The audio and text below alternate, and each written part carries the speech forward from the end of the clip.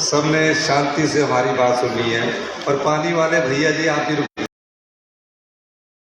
कृषि मंत्री सम्मानित चौधरी चंद्र कुमार जी,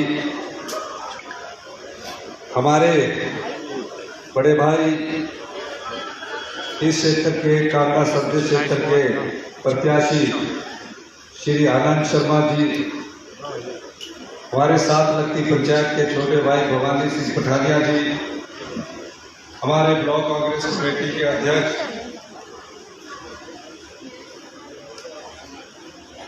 चैन सिंह गुलेरिया जी, हमारे कृष्ण शर्मा जी जो एसएससी के कांग्रेस के ऑब्जर्वर हमारे पास आए हैं, मंच पर विराजमान सभी सम्मानित माताएं, बहनें, युवा साथियों, प्यारे बच्चों,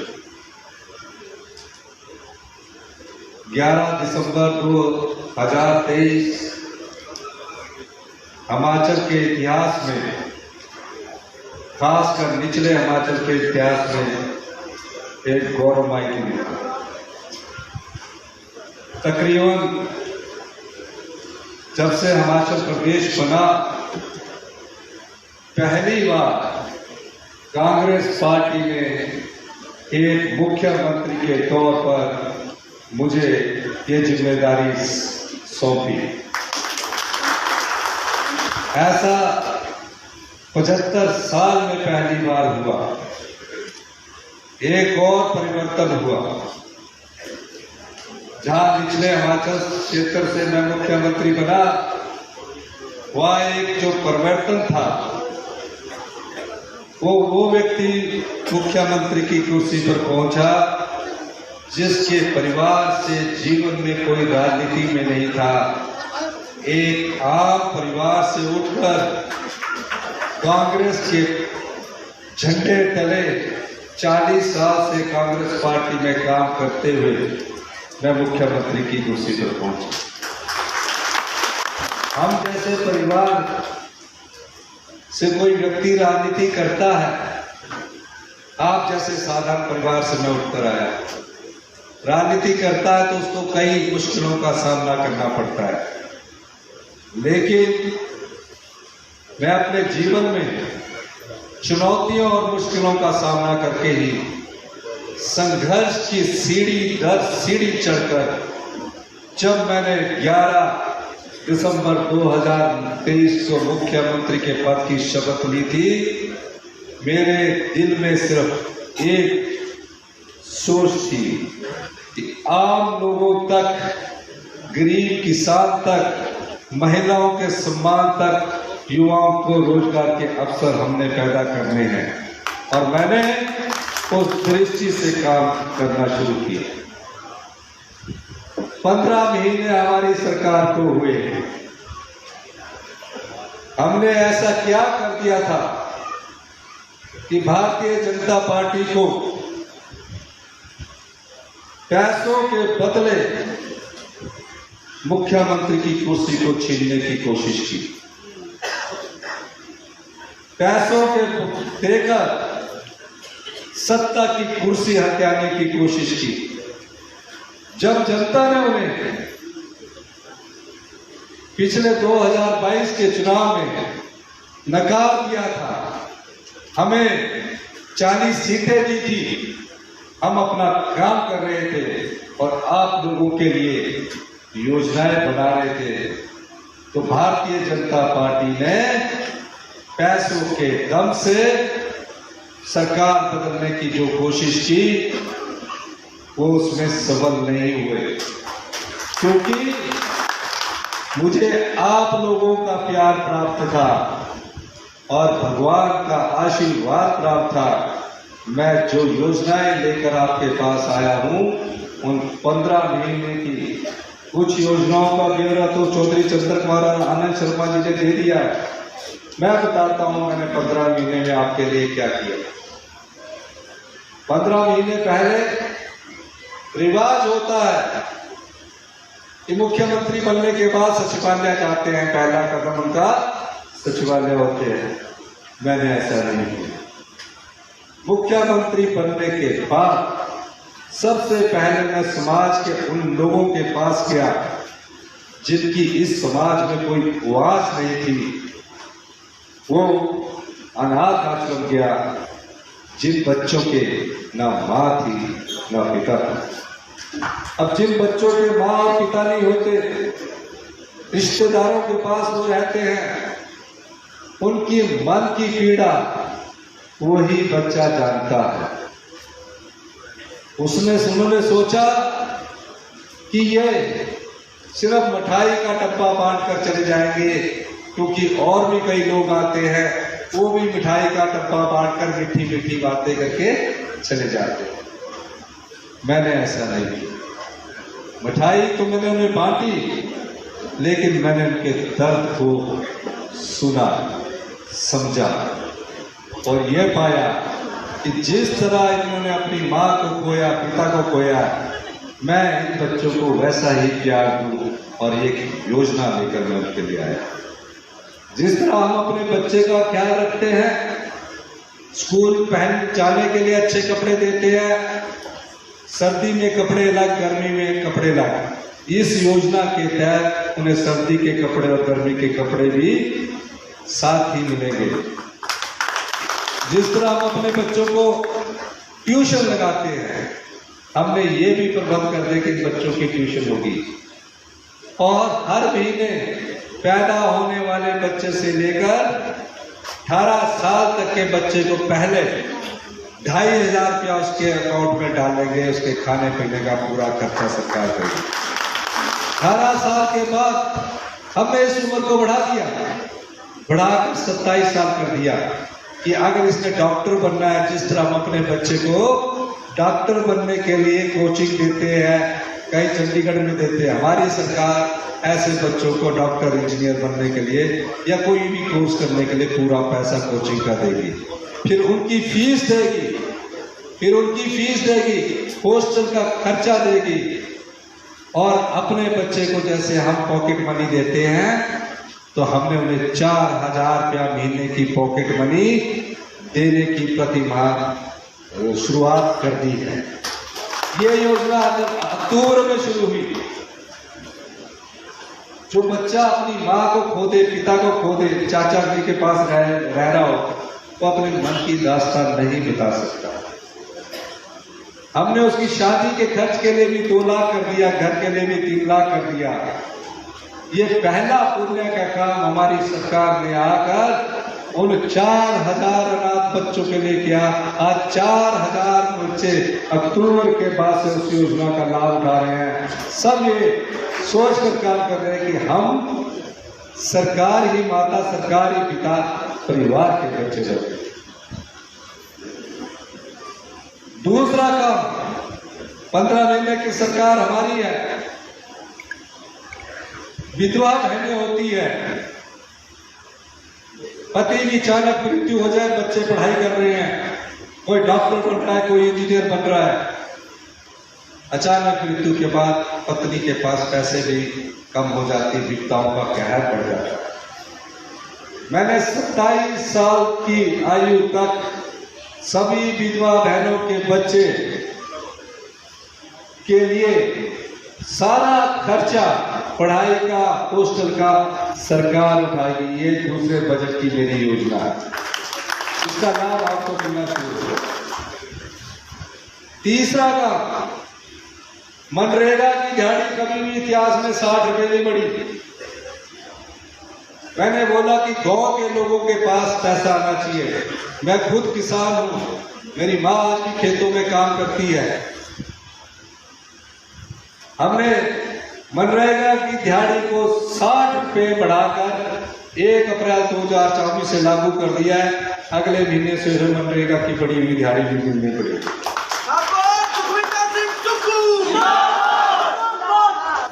चौथा काम, कल मैं सुन रहा था भाषण, अच्छा हुआ हमें याद करवा दिया, मैं उनको याद करवाना देना चाहता हूं। पहले बोलते थे कि 1,500 रुपया कल मिलेंगे, 1,500 रुपया कल मिलेंगे। कल भी हमारी सरकार पर कटाक्ष किया गया कि 1,500 रुपया कम मिलेंगे। अनुराग ठाकुर जी भी पूछते हैं 1,500 कम मिलेंगे। इस क्षेत्र के तो जो सांसद के उम्मीदवार है वो तो बेचारे नजर नहीं आते हैं, वो तो सिर्फ पार्टी के आधार पर सोच रहे हैं। कांगड़ा कोऑपरेटिव बैंक के चेयरमैन रहे हैं। कांगड़ा कोऑपरेटिव बैंक में जिस प्रकार की लूट हुई है उसकी भी मेरे पास जानकारी है। ऐसा नहीं है, हमारे पास सब जानकारी है। पूछते 1500 कब देंगे? 1500 तो मिलने शुरू हो गए, और जिनको नहीं मिले उनके लिए भारतीय जनता पार्टी की सरकार जो आज सवाल पूछ रही है दिल्ली की सरकार हमसे, उनको पूछना चाहिए कि आपकी यहाँ की भारतीय जनता पार्टी की पार्टी चुनाव योग क्यों गई?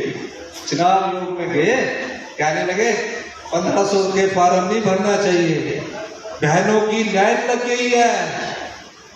मैंने पूछा, चुनाव योग ने केंद्र के दबाव पर फॉर्म भरना बंद कर दिए। भारतीय जनता पार्टी की सरकार दिल्ली में है, फॉर्म भरना बंद किए। हमने अपील की, कहा पैसे मत डालो, फॉर्म भरवा दो।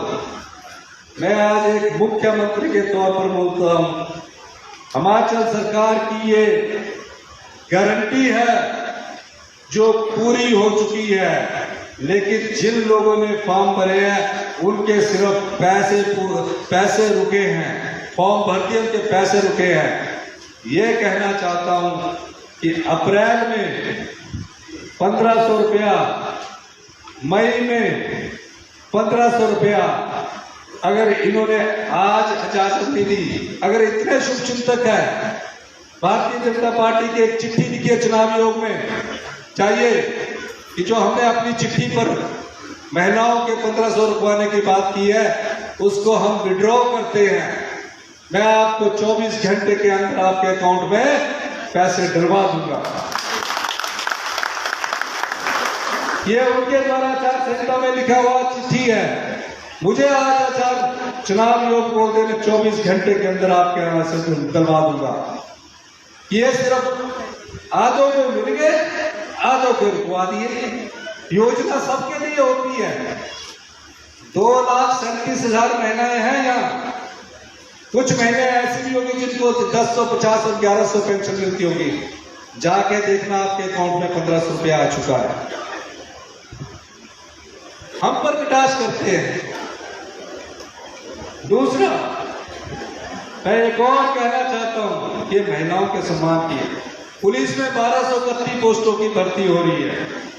हमने महिलाओं के लिए 30% पुलिस में आरक्षण किया।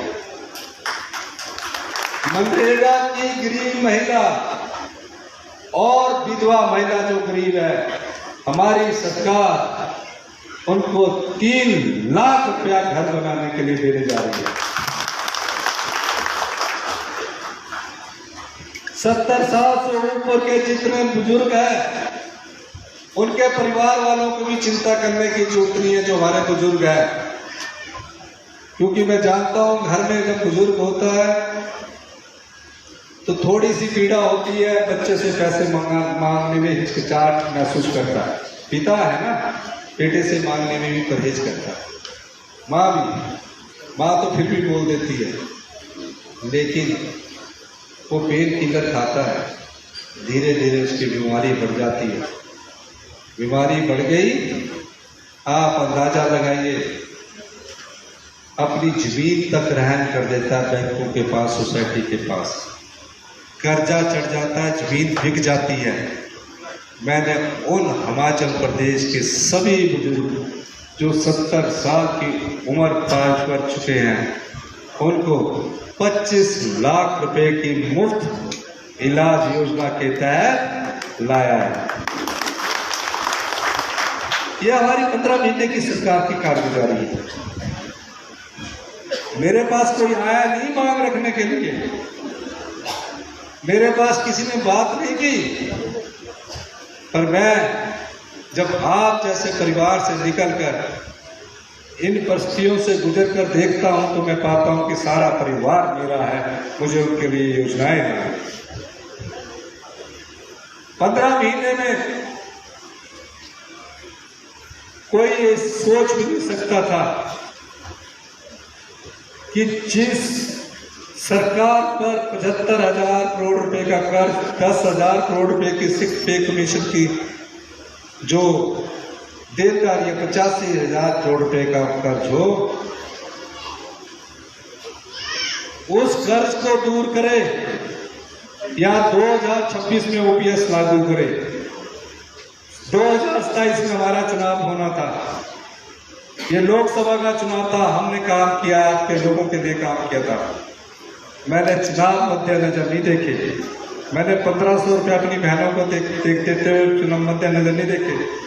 मैंने जो आपका पैसा था, जनता का पैसा था, जो जयराम ठाकुर जी 5 साल में लुटाते रहे, जयराम ठाकुर जी सोए रहे, उस पैसे को मैंने जनता में बांटा है। ये आपका पैसा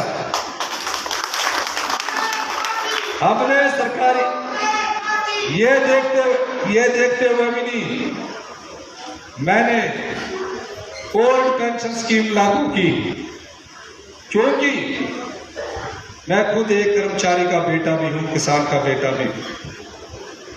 मेरे पिताजी इस दुनिया में नहीं रहे, लेकिन आज भी मेरी माताजी को फैमिली पेंशन मिलती है। बड़े स्वाभिमान से वो अपना बुजुर्गों के यहाँ जी होती है, यहाँ से यूँ हाथ डाल के 500 रुपया निकालती है। होती है ना बुजुर्गों के यहाँ, जो हमारी तो ऊपर होती थी, बुजुर्ग जो बैठे हुए 500 रुपया आज भी मुझे देती है। कहती है बेटे आप मुख्यमंत्री बन गए, आम लोगों को, गरीब लोगों को सेवा करो, लेकिन मुझे आपके पैसे की जरूरत नहीं है। मेरे पति ने मेरे लिए काम किया, इसलिए मैंने ओल्ड पेंशन स्कीम दी।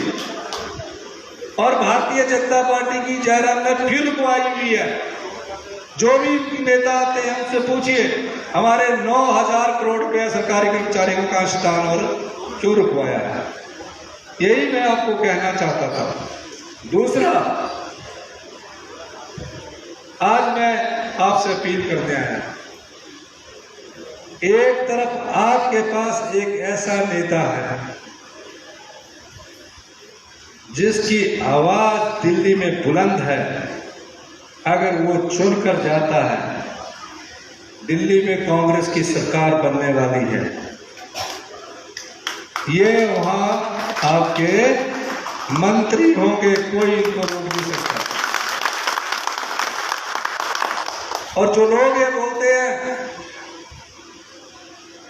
कि बाहर से, अरे भाई राज्यसभा के हिमाचल से सांसद रहे हैं, जब तो पासपोर्ट का कार्यालय लेना था, कांगड़ा में लिफ्ट लेना था, कंदौरी में 150 करोड़ रुपया लेना था, टी बोर्ड का ऑफिस लेना था, एमपी फंड बांटना था, तब तो घर के थे, मांगने के लिए घर के लिए। मोदी जी बनारस से चुनाव लड़ रहे हैं, सन्नी देओल आके पठानकोट से लड़ जाता है, समृद्धि ईरानी अमेठी से लड़ती है, विक्रमादित्य शिमला पार्लियामेंट से है, हमारे आनंद जी शिमला पार्लियामेंट से, हमने दोनों को चुनाव लड़ाया। एक मंडी से लड़ रहे हैं, ये कांगड़ा से लड़ रहे हैं। राष्ट्रीय नेताओं का कोई राज्य नहीं होता, जो राष्ट्र के लिए समर्पित होते हैं, जो राष्ट्र के लिए कार्य करते हैं, उनका एक ही ध्येय होता है कि जिस पार्टी से बनकर चले हैं उस पार्टी में कंधे से कंधा मिलाकर आम लोगों की समस्याओं का निपटारा किया जाए, उनके लिए योजनाएं बनाई जाए। इनके द्वारा उस मंत्रिमंडल में, डॉक्टर मनमोहन सिंह जी के मंत्रिमंडल में, श्रीमती सोनिया गांधी के द्वारा मनरेगा आई, आरटीआई आई, ये सारी योजनाएं आई।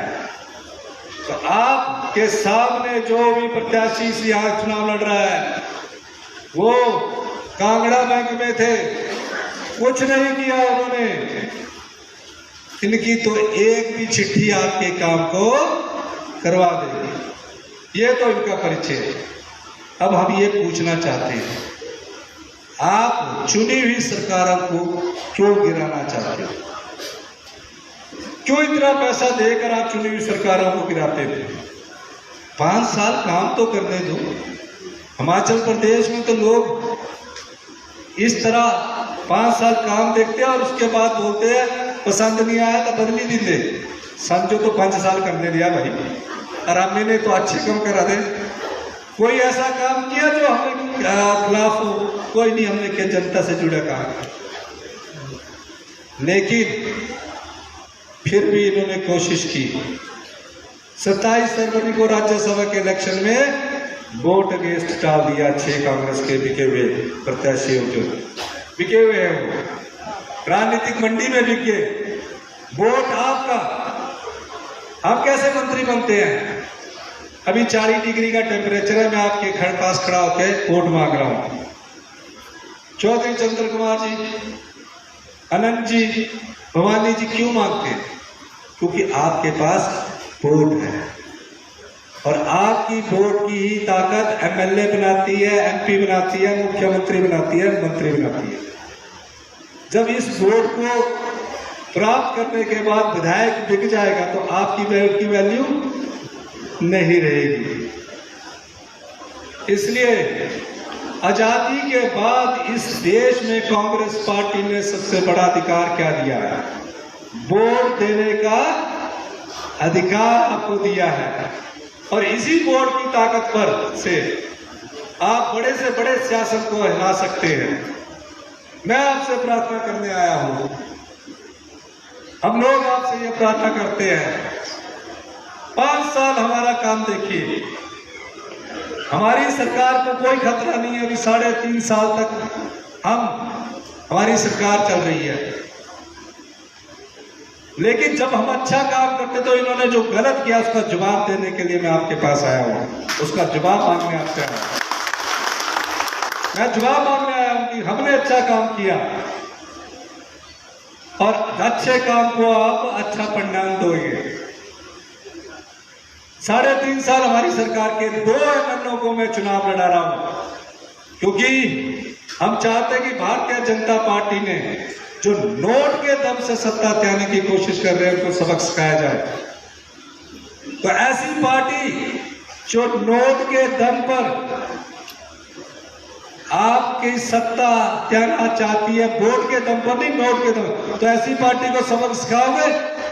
हाथ खड़ा करके बताइए, दोनों हाथ सारे। मैं ऐसी पार्टी को सबक सिखाने का वक्त 1 जून को है। आप तुलनात्मक अध्ययन कर दीजिए, अनंत शर्मा जी और भारतीय जनता पार्टी के प्रत्याशी में। वो 10 साल मिनिस्टर रहे, हिमाचल की सेवा करते रहे। वो 5 साल कांगड़ा कोऑपरेटिव बैंक में चेयरमैन रहा, गांव का एक आदमी भी को मदद नहीं कर पाए। आपने कांग्रेस को वोट डालना है, हाथ को वोट डालना है, और एक ऐसे प्रत्याशी को वोट डालना है जो आपकी आवाज को बुलंद करेगा। तो डालोगे कि नहीं डालोगे? पक्के चोल दे रहे हैं, हाथ लगेगा, सारे हाथ जोड़ सकते।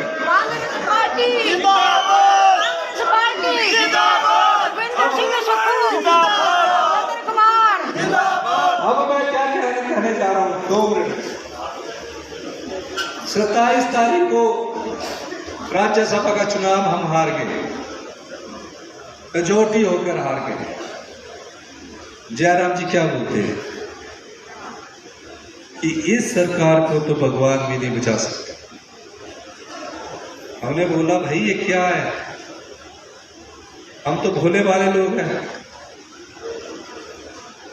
सवेरे 29 तारीख को गवर्नर के पास चले गए और वहां शपथ की तैयारी करने लगे।